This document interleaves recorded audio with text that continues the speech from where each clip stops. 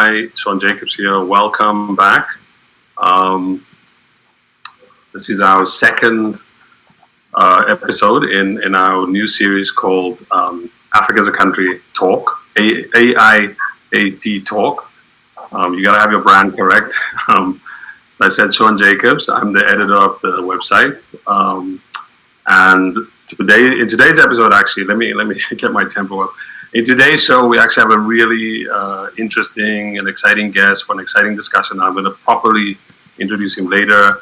Paul Clark, he's a PhD student, graduate student in African and African American studies at Harvard University, where he does work on policing, and particularly on policing in South Africa. And I hope that later on in the program, in a couple of minutes, we will have a really good discussion around those topics. And as usual, I'm joined by Will Shoki, who is based in Johannesburg. He's our staff writer.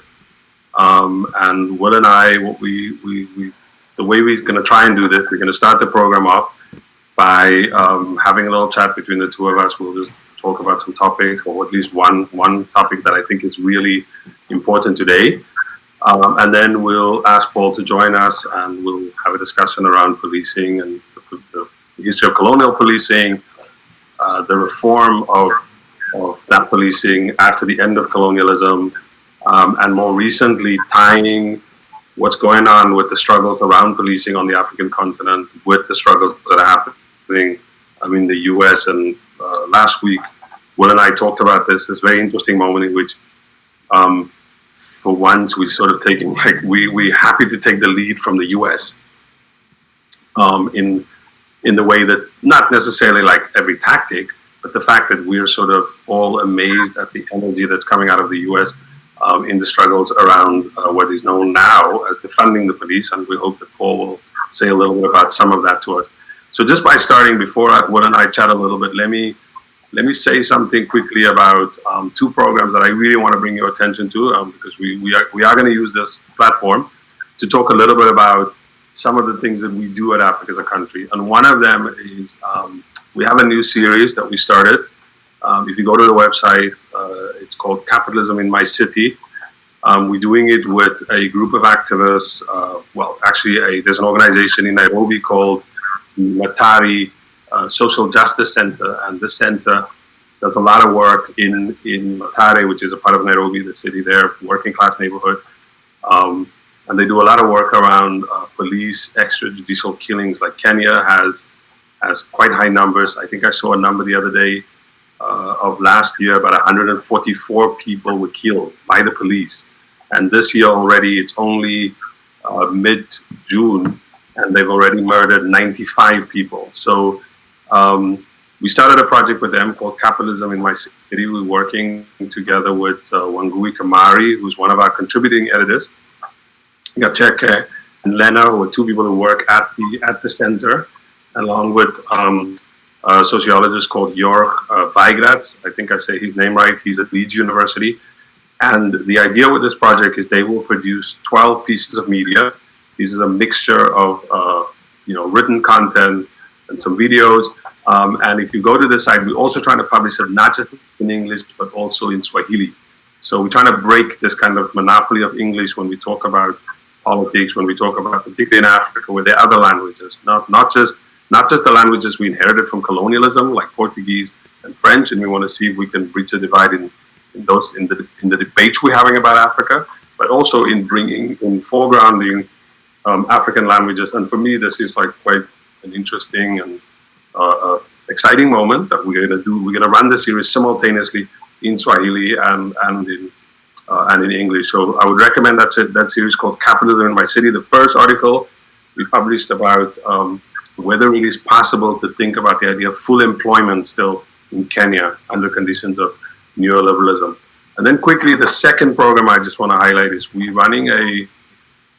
just inaugurated our first class of what we call Africa as a Country Fellows. These are 10 young writers, mostly young writers and creators, but mostly writers. We had about 800 people apply for this fellowship when we first announced it. And we had a selection committee consisting of some of our board members And we came up with 10 of these people. We finally selected 10 of them. Very exciting group, ranging from people working on class identities in rural KwaZulu-Natal in South Africa. I'm an Indian South African, or South Africans of Indian descent. I don't know if many of you know that the first Indians arrived in South Africa already at with slavery. Although for most people, popularly they think it's when we had sugar cane farming in the middle of in the second half of the 19th century. So we have one of the fellows working on that. We have another fellow working on radical movements in Burkina Faso. We have there's a fellow who lives in Senegal and who wants to explore the legacy of women in the liberation struggle in Guinea-Bissau under the leadership, of the PA, ICG, and Amilcar Cabral. And so this is one of the other fellows. It's a range of really beautiful fellows. I would recommend that people go look at an article on the website that is titled Our Inaugural Class of African Country Fellows, that we were announcing them, and you could see the list and you could see who's working with them. I hope at some point to bring them onto the program. But this is an exciting moment for African country. This is also something we've always wanted to do. We've always said we want to create opportunity for younger writers outside of the mainstream people that you don't normally see. You get the recycling of the same people writing about Africa. There's always a joke, for example. I hope this doesn't mean the New York Times will never ask me to write anything ever again. But there's always the joke that the New York Times gets like novelists to write about politics in Africa. It's not like they get novelists to write about American politics on their Robert page, but they always do this for Africa. So there's like one person that they have, and then that person gets the floor and so on. And so we're trying to flip that. The New York Times incidentally ran a program when they invited 30 writers from outside the US to write on the Obit page. I think it appeared mostly in the International Herald Tribune and online, but at the time it sounded like something interesting. I don't know what happened to that project. So there's, we actually trying to do something where we're saying, look, there's a new batch of writers, new opinions. This represents an interesting moment in African politics after the sort of, if you want, like what comes after nationalism. Like you had post-colonialism, you had these movements build up on what comes after nationalism. So okay, I went on and on. So at this point, to make a transition, I don't know if people know what is today. Today is actually a very important moment. Now it's June 16, which is known, which used to be known. I grew up in South Africa, Soweto Day, and it was to commemorate the uprising in Soweto in June, in the month of June, starting in the month of June in 1976. This is at the height of apartheid, and to that movement then galvanized people to the sort of immediate thing was the imposition of Afrikaans as a mode of instruction. So, usually people were taught in English, things like maths and science. And so the apartheid government insisted that students be taught in Afrikaans at schools. And this then led to a national uprising, or if you want to call it a strike, by school children. I think this is the key thing. It then spread countrywide. It happened sort of simultaneously at the time when there was the emergence of the Black consciousness movement in South Africa. And then it also happened right after the independence of Mozambique and Angola, after like liberation wars. And then the next year, unfortunately, there was the reaction by the state with more repression. As you remember, Steve Biko was murdered in 1977. Lots of activists were arrested. But then subsequent to that, a lot of people see that moment as the sort of the second last battle towards the end of apartheid, because after 1976, there's one other pivotal moment, which in South Africa in particular, which is the moment of 1983, the formation of this movement called the United Democratic Front. And then that movement was like a full-on mass movement. It also reintroduced the ideas of the ANC, the African National Congress, back into South Africa. It brought back ideas of kind of mass movements in South Africa from the 1950s with what was known as the Freedom Charter. And then that sort of led to the end of apartheid. And we actually want to talk a little bit about that, Will and I, in the segment. So just by way of introduction, well, one of the questions, I was actually on South African television earlier today, and one of the questions that a reporter asked me on this, in the segment was, can we make connections between what happened in 1976 and what happened here now in the U.S., like right now with the protests around after George Floyd's murder? Do you think that we can make connections? Are there connections? Are there any connections? Are there anything from that moment where you can say, hey, this reminds me of that, or doesn't it? That's an interesting question. To be honest, I'm not sure. A lot of the stuff that I've been reading at the moment has kind of been cautioning us from trying to make easy connections, whether it's between what's happening in America now and 1976, or what's happening in America now and the uprisings of 1968, because they sort of serve as these shortcuts which do the intellectual labor of thinking through the moment when we should just try and understand this moment separately from all of the others in history that have led up to it. But I do think that the easiest connection between 1976 and what's happening now is that it's youth-led, right? It's youth day today. The character of the protests that have been happening in America draw from predominantly young people. And so that's probably the only connection that I'd make now, but I'd generally be skeptical of analogizing between 1976 and what's happening in America now. It makes sense to start on a day like this and given what's happening in the world, but I'm not sure that they actually jive together that well. I mean, let me push you a little bit. I think what I'm trying to say is I think obviously there was an event, right? So the one thing you want to make a comparison, there's an event. The event is the imposition of Afrikaans as a language of instruction. The other event is the murder of the callous murder of George Floyd by police on the street. And then there's like an outpouring of like resistance, and not just kind of clandestine resistance. In the case of South Africa, of course, that's like a war of liberation, right? A long war of liberation. So it's not like there's guerrilla activity. There's like a popular movement. Yeah. In the case of the U.S., there had been. Let me say the second point. So like there's one event. The second thing is like in both cases, I think there's the event is a culmination of a series of other events. And I reminded the viewers in South Africa that people forget that 1973 is the formation of the Black Consciousness Movement that brings like a new impetus to politics in South Africa. If you say it could be BLM 2013, 2014. And now we see like a different version of BLM on like a mass scale that includes, interestingly, like lots of white people, which was there in 2013, 2014, but wasn't there at this scale. I think the other part is they were also in South Africa in 1973. There's like a series of mass strikes.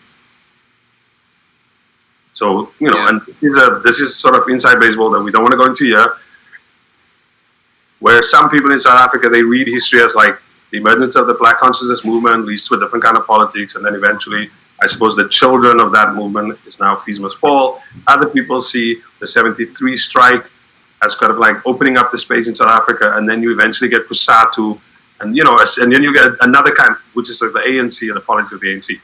But I think so. There's like an event that's a culmination of like a long series of events. I think the larger thing is the event itself is also sort of a backdrop for a larger concerns that people have. In the US, I think, like, what could life be if we weren't so heavily policed? This is also a moment in which there's a mass movement around Medicare for all. So I think like in South Africa, right, there's like the denial of people's political rights, people's economic rights. And so Soweto is merely an expression. And just to get back to your point, I think the other one I think that's interesting is 76 also, because you have the ANC, the PAC had been banned like a decade before. Many of them are in jail. They're outside the country. It seems at that time in South Africa that movement had sort of, and this is kind of a harsh judgment, but that movement had stalled, or maybe they become removed from the struggle in South Africa. And so what emerged at 76 is like there's new ideas. There's like a series of new ideas, new energy, like you said, young people. Like the ANC or the PAC, they always talk about like after 76, there's an injection of like new energies into their movement. And I somehow feel, I know we're only in this moment, and this movement can go either way. Yeah. It can get gobbled up by the Democratic Party. It can get gobbled up by sort of like, identity politics, like the worst parts of identity politics.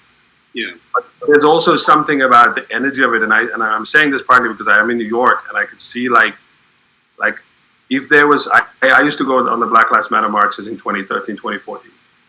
This is very different. Like the composition of the marches, the energy, the sort of just the ad hoc, the kind of like the transgressive nature of it, but at the same time. And then I think the other thing that's really interesting is like how it links up with people outside the US. Like you have, I don't think we had this kind of thing before where there are these massive solidarity marches. There might be 5 people at an embassy or something, but to get like tens of thousands of people in Berlin and London focusing what's happening in the US, and then I think crucially asking those same questions about their own societies, I don't think that was possible with the first BLM. And it's just my last quick point. I do recognize that we're talking about 2 totally different situations. Of course, South Africa was a liberation struggle. It was a struggle for national self-determination. It was about fundamentally like reordering, right, the society. This one is different, right? This is about people who are interested in wanting to become part of the polity, to reform the political system. BLM people are going to vote in December. It's not like they want the whole system. Of course, they want the whole system to change around policing. They want a different set of priorities about what's the role of the state, etc. But this is inside a political system. I mean, maybe that's sort of what I was driving at. And I think the other thing, which I also said earlier today, was for me, there's something about how this movement, if it goes into the direction, which I hope it does, reminds me a lot more of something like, say, when I grew up, the UDF in South Africa, more mass-based, more multi-class, more multiracial. And then I think the point that we were discussing earlier before we came on the air, which is like how this reminds us maybe of elements of Fees Must Fall. I mean, do you want to say something quickly about that? Yeah, I think that would be an interesting point to explore. I think you're right in that what this feels like is that it could be a precursor to a much bigger mass mobilization, as the 1976 uprising was, and it precipitated the formation of the United Democratic Front. And I think Fees Must Fall is interesting, both because everyone views Fees Must Fall as being inheritors of the 1976 spirit, and because I think Fees Must Fall is something of a cautionary tale of the other direction in which these sort of revitalized explosions of energies can go in. So 1976 generated this mass mobilization, and Fees Must Fall in its first iteration, at least in 2015, after it grew out of Rose Must Fall, and began first as a critique around exclusion and racialized exclusion, and then developed a much more stronger class character in terms of targeting attention to tuition fee hikes and the exclusion of poor students in universities, as well as forging solidarity at the time with being outsourced. So in 2015, rather, in this first iteration, it did have that sort of multiracial character. It did have that sense of unity. It really was about this group of students who were not only challenging the logic of universities, the neoliberal university that had commodified education, but were challenging the post-democratic settlement here in South Africa and the capitalist system that underpinned it, right? So that's what it felt like at the moment. A lot of people, and it could have deepened that critique, but then it traveled in another direction, which is, I think, one where it emphasized the identity-based critique, and in emphasizing that identity-based critique of developing a much more universal emphasis on the links between all of these structure, all of these fights for liberation. So I think that those mobilizations, I think, provide interesting case studies about the 2 directions in which the mobilization we're seeing in the United States at the moment could travel. Transformative potential, but at the same time, it could only entrench a lot of the the identity-based affinities and that heuristic of U.S. politics for the last decade or so. Right, and just a quick last point on that. I was talking to my wife, who happens to be the political scientist, Jessica Blatt, and she was saying to me that there's something about this moment of Black Lives Matter that presents like an interesting potential, in that because defund the police has become it was a slogan, and then that slogan becomes something else. That slogan becomes maybe they can give it content. I think the phrase she used was BLM provides like a blueprint by kind of popularizing the idea of defunding, and like then the funding becomes a mainstream idea now. Everybody's talking about the funding. So in the beginning, you might have people saying, "Oh, the funding, you don't want no police." And it's like, no, you sound ridiculous. Actually, this is what we would like to see with police. And then the idea might be, which is sort of to allude to what you said, what happened with Fees Must Fall. The opening remains there. The opening is there to say, why don't we give it some other content? We link it to notions about public health, education. Do you know what I'm saying? Like there's a possibility here, but this movement, as we were sort of saying, we're living in it. We don't want to. We want to try these days to describe things as they are, often, rather than to sort of wish things as to the way we want it. And I want to recommend a couple of quick articles before we go over to talk to our guest. I would definitely recommend an article that Cedric Johnson wrote on Nunsite, which is a website of Emory University. I could definitely recommend that article. There's a really good interview with Paul Gilroy and Ruthie Gilmore. I think it's on the website of King's College. That is also sort of debating some of the things. And there's a really great interview with Vivek Chibber that just appeared on Jacobin Radio. I think it's on Michael Brooks' show, where some of these debates and issues are being played out. In any case, we could go on and on about these things. Thanks, Will, for that. So this is a moment to make that transition, because as you could hear, we're animated by the sort of urgencies of our moment, right? Which is this kind of, how do we deal with this epidemic of police violence, and thinking about how this is part of a larger sort of systemic question about how our societies are organized. So we have with us, I was going to say in the studio, this is not a studio. We have with us Paul T. Clark. He is a PhD student, graduate student, PhD candidate in African and African American Studies at Harvard University. He has written on the website. If you could look for some of the articles that he's written, mostly on police and prison reform. Well, I'm going to use the word for now, like reform. I don't think that's what he means. In South Africa, particularly, which is where his work is. And so with that, I just wanted to say, welcome to the program, Paul. And actually, I was like, Paul, because that's my dad's name, by the way. Let's move on. I had a little moment there. Welcome to the program, Paul. So just by way of introduction, Paul, before we get into sort of the questions about policing and sort of colonial policing and as to how we got here where we are today, can you say just a little bit about how you got to your research and how you got to working in South Africa? Yeah, I'd be happy to. So my research is not actually on the public police per se, but I actually work on private security. So the kind of post-1994 moment where we see a massive outgrowth of this private for-profit policing industry.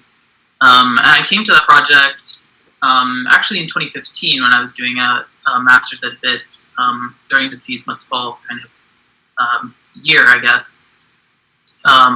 And I got involved I got ethnographic access to a private security company to try to figure out, as an American, kind of what is going on with this massive fortification that you see in Johannesburg, and trying to make sense of how this sort of thing comes about. And that early project has grown into my dissertation project, which looks at how this industry, the mandate of the industry is kind of shifting, it's growing. They have, I think, more duties, and the scale of the industry is also changing to be broader and more profitable, right? So it's an increasingly kind of important labor market, and it's also an increasingly important area of financialization, I'm finding out. So that's kind of the contradiction between the labor market and the financial market that I'm looking at.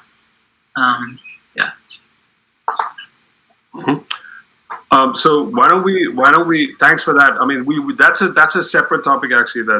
It's actually related, because the one thing in South Africa you rightly point out is like you then have the SAP, the South African Police Service, is policing poor people in the township, and then there's this private policing that is developing on these private estates, right? Like these kind of middle class private estates to the north of the city, which then brings in another dimension of these sort of, I don't want to call them paramilitaries, but these kind of militias almost. They're a form of militia that then controls public space.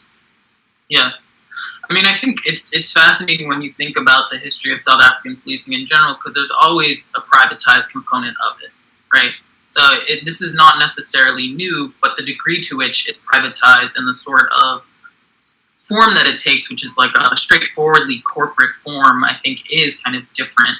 And the way that it interacts with the kind of current South African political economy is different than, for example, the militias or the commandos of the early kind of Cape Colony, which had different kind of functions and mandates. But yeah, I think it's a crucial point that like it's always been privatized, and it's been privatized to a degree that it hasn't been in the U.S. I think so.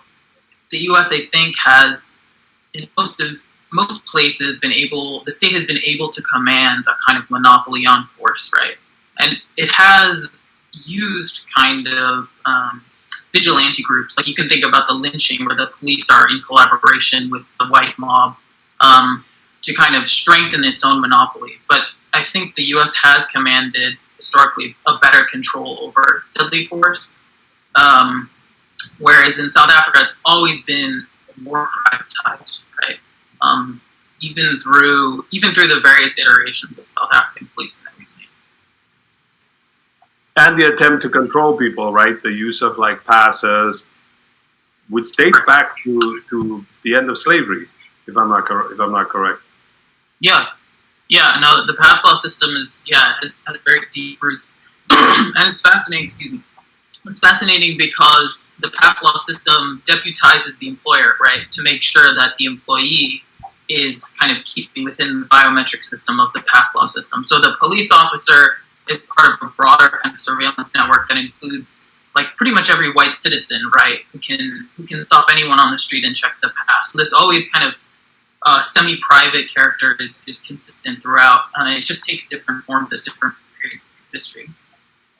So one thing that I think is becoming clear to everyone in this moment is what are the origins and the function of policing? And already in this discussion, we're alluding to how historically the function of the police is as a means of social control. Can you talk a bit more to that and the history and origins of policing?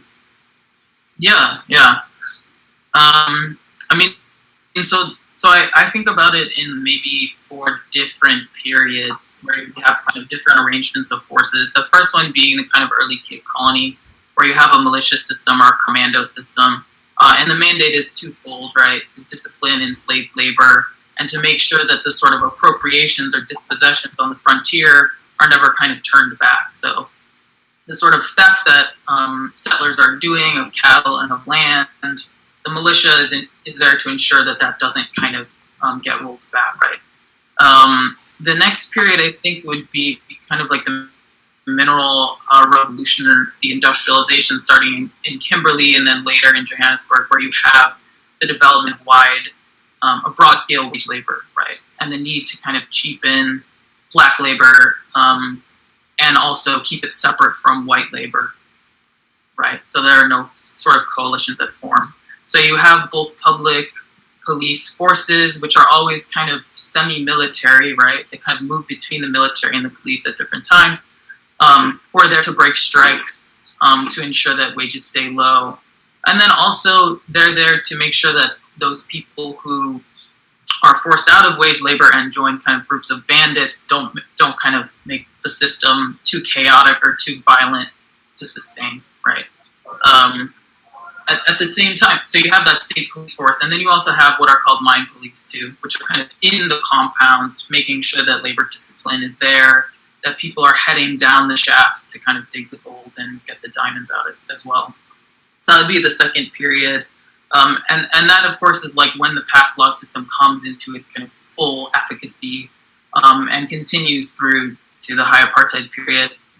The next period, really, which is it's very fitting for today, is the post 1976 moment, where the National Party realizes that they cannot really control the level of uprising in the country. And they set out a series of neoliberal reforms that call on industry to do its own protection, right? So there's something called the National Key Points Act, which comes up in Zuma's administration for other reasons, but it really was about this privatization of force, where corporations were now responsible for protecting infrastructure and doing their own security, right? And that really is the birth of the modern private security industry. From there, we have the post-1994 moment, where we have a series of reforms that moves towards what's called human rights policing. The police service is renamed, right? So it becomes a service that all South Africans can access. Personnel changes, it's more multiracial. And they also do things which you could see as cosmetic, about like putting police stations in areas that were policed from the outside in, right? And now these places will be policed from the inside out, like Alexandra or Soweto or some other places like that. And I think I would like to think we're approaching another moment, right? Where the kind of realization that 1994 set of reforms did not really sustain itself and was not able to deliver security, safety, or justice to the vast majority of South African citizens. Can I just before we get back into the sort of post-apartheid moment, I know Will may have a follow-up, but just a quick question about this.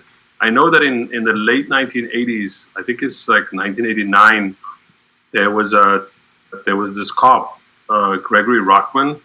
I don't know if you remember this moment, who he refused to shoot protesters. This is like during kind of late apartheid. There was an election, and he was operating on the Cape Flats in a township called Mitchell's Plain, and he refused to take an order from like a lieutenant to shoot at protesters.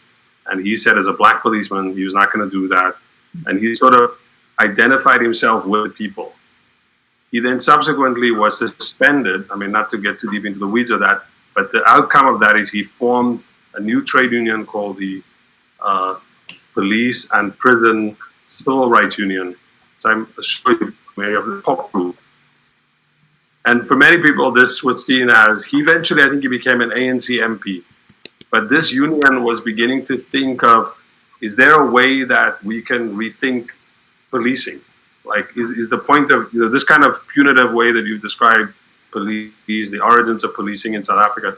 So my question is, just before we move on, in that moment, roughly before that's sort of in the lead up to 1994, and then comes after that, of course, we have a constitution. You're right, they renamed the police as a service.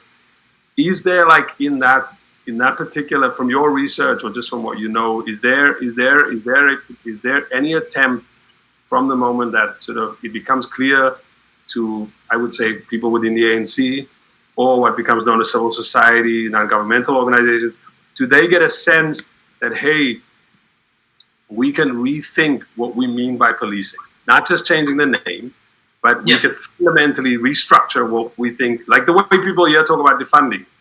But even more than that, where people just saying like, hey, there's a different way you could police a society.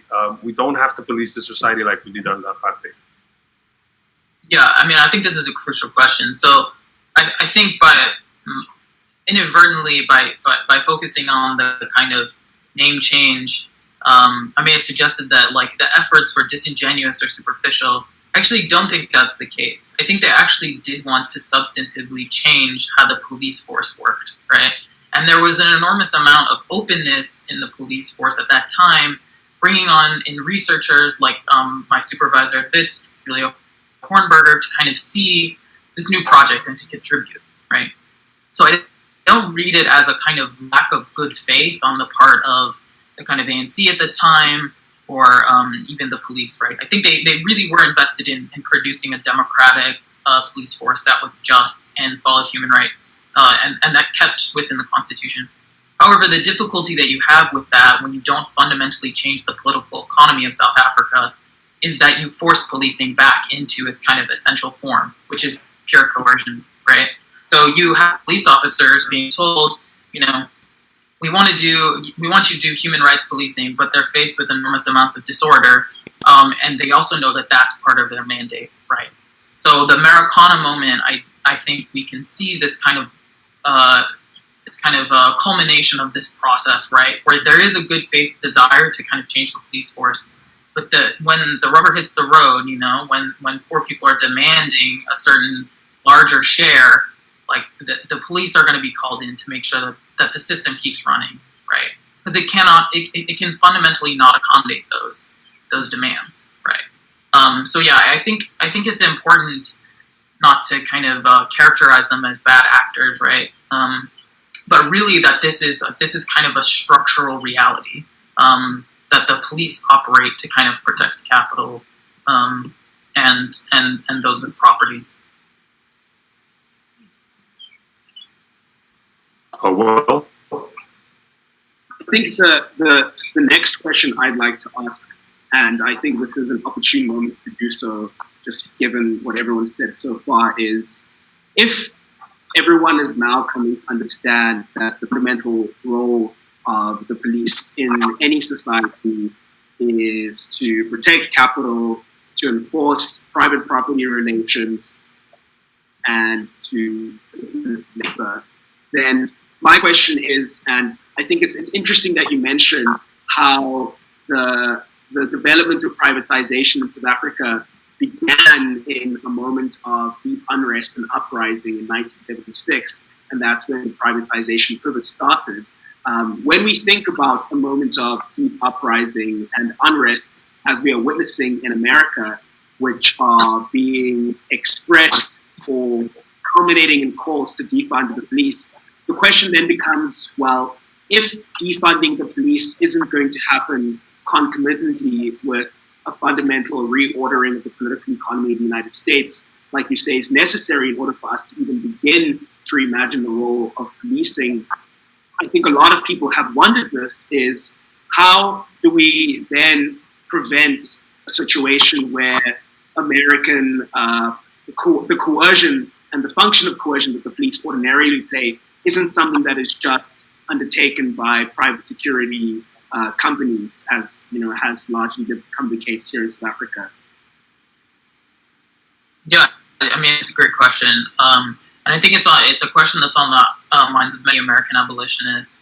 I mean, specifically myself. Like, this is kind of central to my dissertation work, right?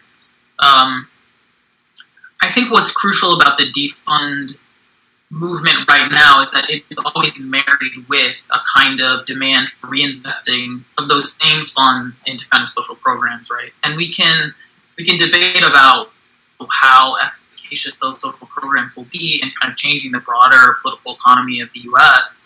And it may be quite meager, right? But I think what is interesting about the defund movement is it is really kind of a mechanism to raise consciousness about the way in which governments operate fiscally, right? So people are looking at police budgets in a way, and city budgets and municipal budgets and state budgets in ways that they had never done before. And kind of seeing that, like, oh, the stuff for youth services is $4 million, and the stuff for the police is $66 million, right? And I think that is the essential contribution, right? Of course, no movement is going to be able to sustain the sort of deep transformations it seeks in the political economy without sustained organizing, right? So this moment will pass, right? And the measure of whether abolitionists can kind of fundamentally shift the political economy that their power will be measured by their organizing on the ground, right? So, like, whether the Minneapolis Police Department really is disbanded, will not come from the goodwill of the Democratic politicians in power. But it'll come from the abolitionist organizations who are there, who are really forcing the issue and constantly saying, like, no, you can't just cut the budget of the police without giving more money to social programs, right? Without growing the welfare state, without giving people more power, more say over how the city's governed. So I think it's a definite hazard, and I think it's about always marrying the two, right? About divesting and reinvesting those funds. Can I, the question, just to follow up on that, so this movement to defund the police, or as you describe it, which is essentially to think about how do we think about budgeting, does a movement like that exist in South Africa, or do movements like that exist in South Africa? And if you want, and I know your work is mostly in South Africa, but if you think even broader than South Africa, on the continent, do these kind of movements that talk about defunding the police, that talk about reforming the prison system, do they exist in places like South Africa, or because the connected to this is something that we had we can call it a debate if you want, which was Will wrote an article around why is it that people in South Africa weren't, or in African countries, I think South Africa was a stand-in for why people on the continent weren't showing the same kind of energy or anger, kind of organized energy to make a case around police brutality. And he made some arguments, and then Paul responded with his own kind of like. So I remember telling Will, we have a debate. But in any case, why is it that we sort of look? Why are we? Well, I'm sort of perplexed as to like why in a place like South Africa, where, and I mentioned earlier, like the Kenyan numbers, these very high numbers of police murders. Why don't one, that kind of energy not exist on the street?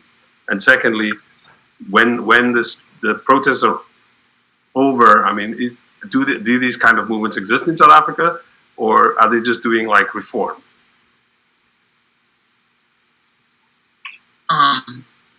I think that they certainly don't exist to the extent that they do in the U.S. Right?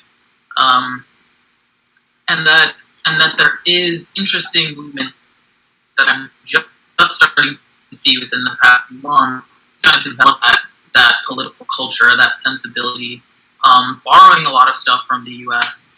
I don't know Kenya as well, but actually, I think that there's actually more organizing in Kenya than there is in South Africa. But I'm not. That's kind of not very founded in too much. I think you're right. I think you're right. Sorry for interrupting, but yeah. Yeah. And I think like. So I think abolition is an important concept here, and we should understand defunding as a particular tactic that is useful in the American context at this particular juncture to accomplish abolition. Right?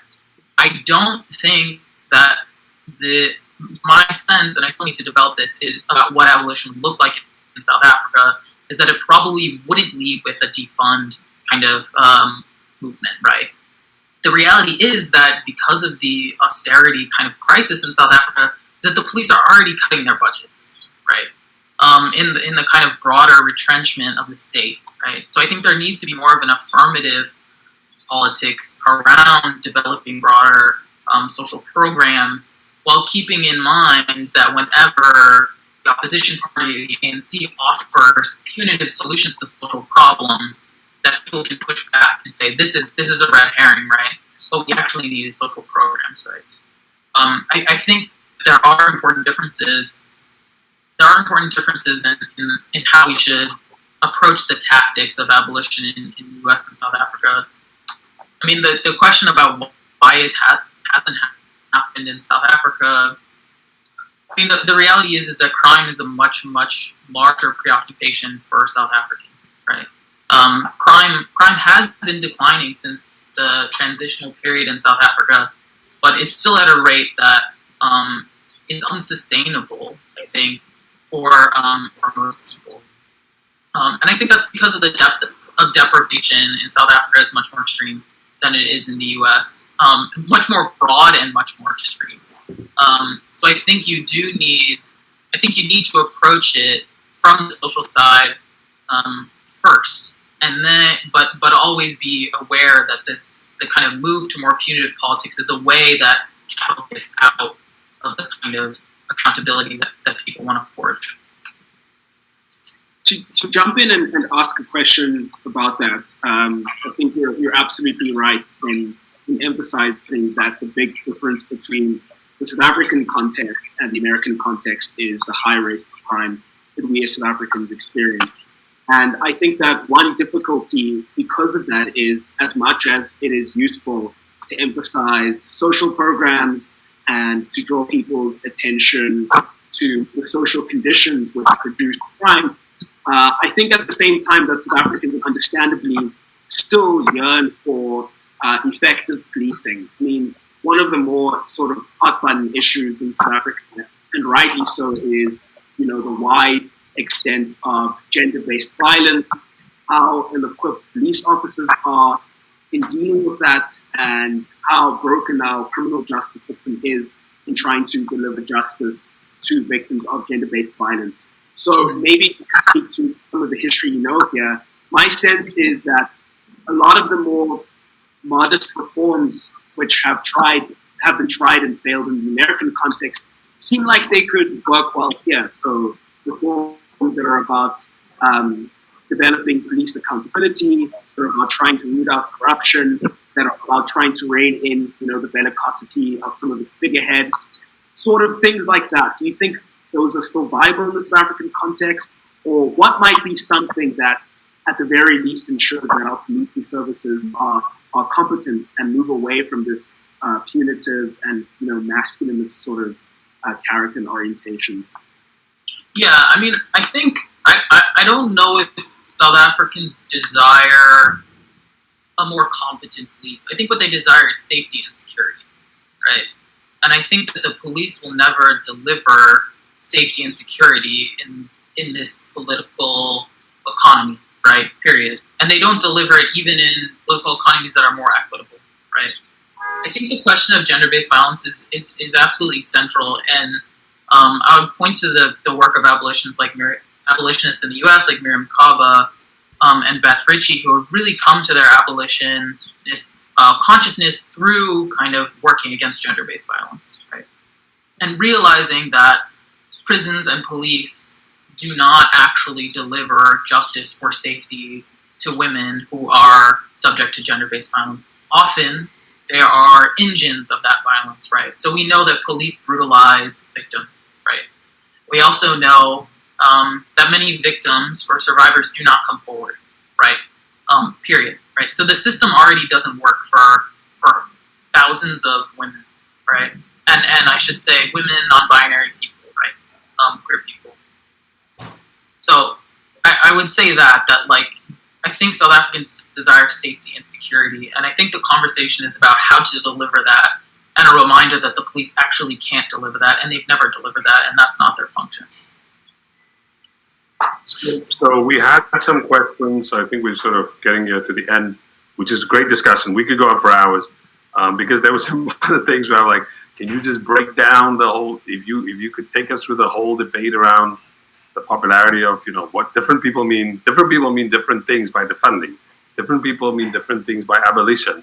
But let me just, and hopefully we could say something about that before we go. But I just want to read some of the questions. We have some comments with Dylan ask, there seems to be an appetite for punitive policing in South Africa across the board. Why is this the case? That's a great question. I don't think that the kind of DC or that punitive sensibility are all the same, right?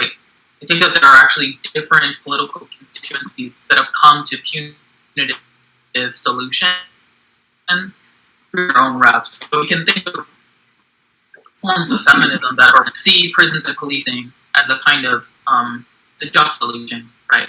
And I think that people need to attend to that, what we might call carceral feminism, that people really do have substantive concerns, right, about gender-based violence, and that those need to be kind of remedied. I think that there's also kind of, obviously, white South Africa has different concerns about property, right, and the kind of sense that they're being slowly pushed out of the country, and that kind of figures into a more punitive kind of mindset. And then you kind of have people who are subject to kind of small petty theft, like that the amount of that's stolen is not a great deal, but that is hugely catastrophic for their own livelihoods, right? So to lose a cell phone when you're only making maybe 400 rand a month, right, or you're on a social grant, that's catastrophic, right?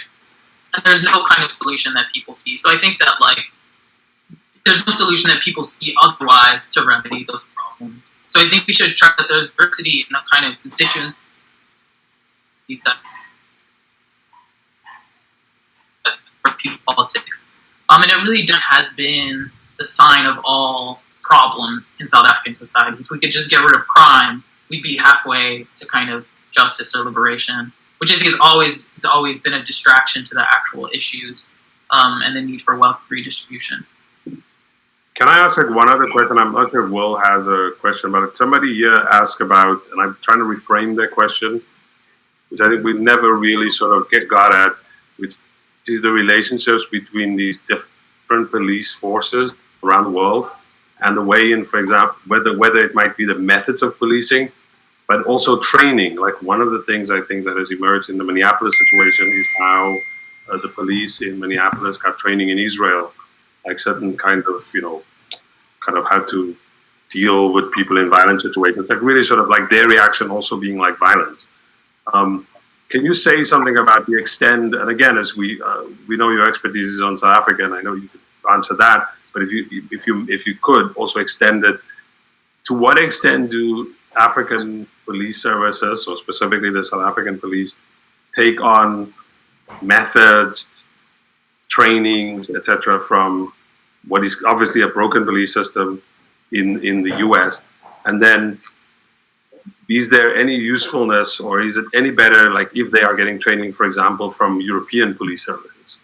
Does it make, not that training is the way that's concerned, but again, like this, if you think about this kind of, I mean, this question was more sort of like very kind of deliberate, saying like about anti-imperialism, the role of US police is kind of imperial, the US is imperial state, and it's police, an extension of that project. But I'm sort of trying to make it more concrete. Like, can you say something about that? Like, because I think we're sort of missing also how these different services are connected to each other, their ethos, their methods, their style of policing. Yeah, I think that's a great question.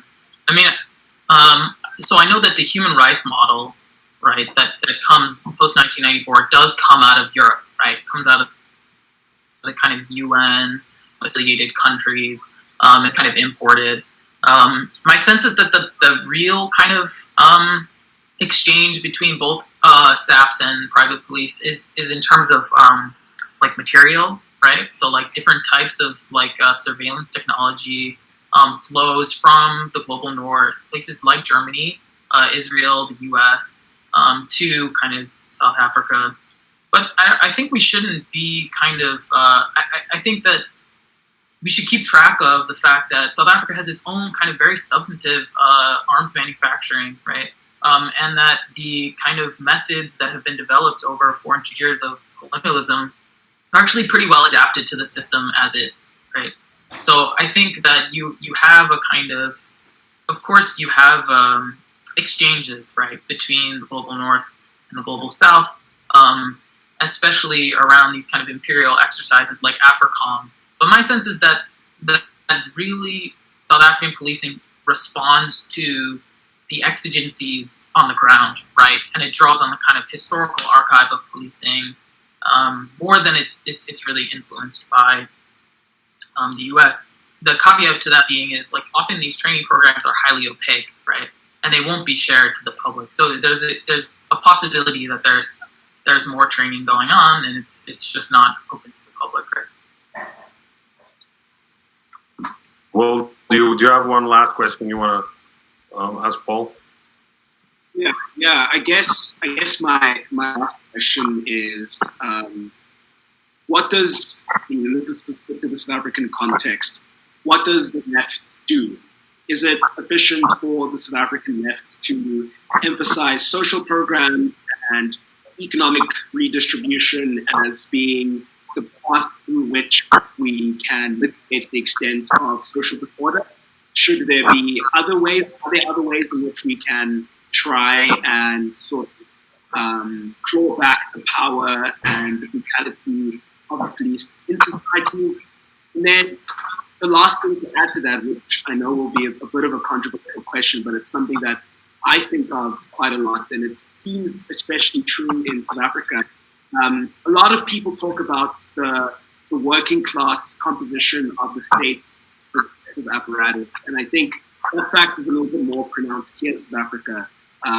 During Fees Must Fall, for example, one of the appeals that students would make to private security or police officers is to say, we are your children.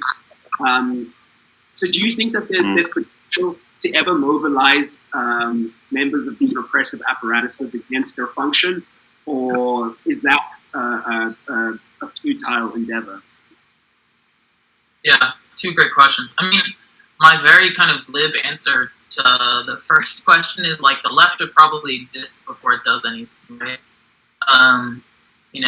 I think that South Africa it's almost been completely demobilized, right? I don't see a political party even a political party like the Democratic Party that the left in the US has used to kind of show the contradictions, right? That the left has used the Democratic Party in very interesting ways to show how they're not able to deliver, and to do so, that is kind of a way to raise consciousness, right, broadly.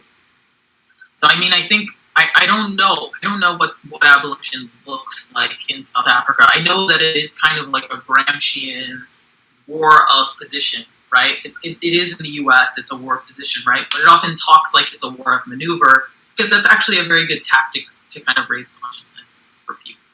I don't know what the position should be, actually. It's something that I think I'll write about maybe at the end of the summer. It's kind of been percolating. I think what we need to do is kind of lay out what is different about the South African case versus the American case. And once I have that figured out, I can kind of prioritize different things first, right? The second question it's a great one.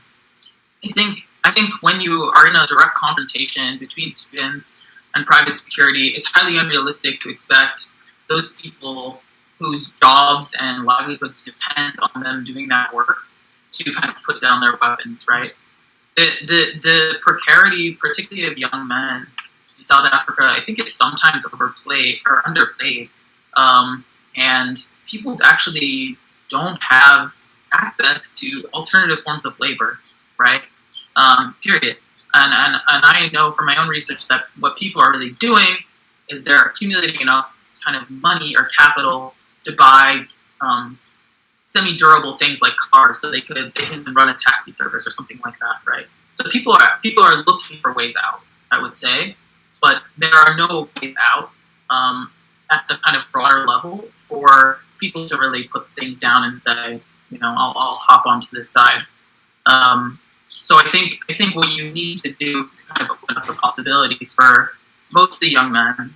There are some women and other people in the industry, but it's mostly young men, mostly young black men, of course, to kind of have alternatives, right, before anything could happen. Because it's really a stalemate, you can't expect them to kind of become the kind of revolutionary force. I would say that there is interesting labor organizing within the industry that I don't, and that has some potential, but I need to speak to those people directly before I could, make prognostication. I mean, we wanted to end on a more positive note, but I heard Paul when he said, I think he said something like the South African left. I think Will and I have this kind of, we want to hear something positive about the South African left might go in all of this, but it sounds from what Paul is saying, like the South African left being sort of, decimated. Like there's no people. I think people are sort of very negative, and I think we can make some of the same argument for the left elsewhere.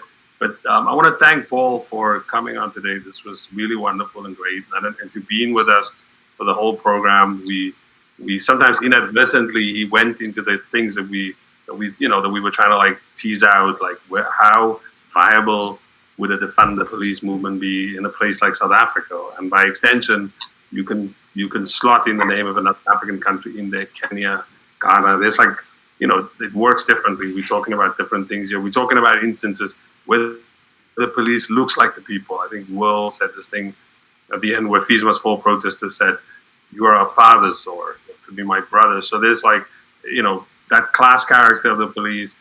I think there's an article I saw on CNN with it's your own brother who's murdering you. So with that, I want to thank Paul. Yeah, this was great. Next week, we're going to continue this discussion when we bring in Wangui. Paul mentioned sort of doing, and we were sort of tentatively saying, I'm not sure, but yeah, there is a lot of organizing around the police and what the police is doing in Kenya and whether people can think of other alternatives. And Wangui is involved with this group called, as I said, the Matari Social Justice Center. And hopefully she's agreed to come on next week. So we look forward to talking to her then. And I want to apologize to those people who also asked questions here, mostly at the end via social media, that we didn't get to your question. But thanks for viewing it.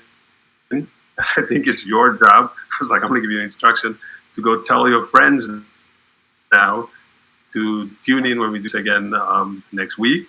And also to, if you want, share this on your Facebook, your Twitter, your WhatsApp. Share it to your WhatsApp group. I mean, we'd love to see the program grow. And if you have any comments about how we do the program, things that you think we can do better, feel free to send us your comments. For myself, this sounds like I'm like on an official program. For myself, Sean Jacobs, Will Shoki, and Paul Clark, and our producer. This sounds really ridiculous. Antoinette, see you. No, I gotta stop.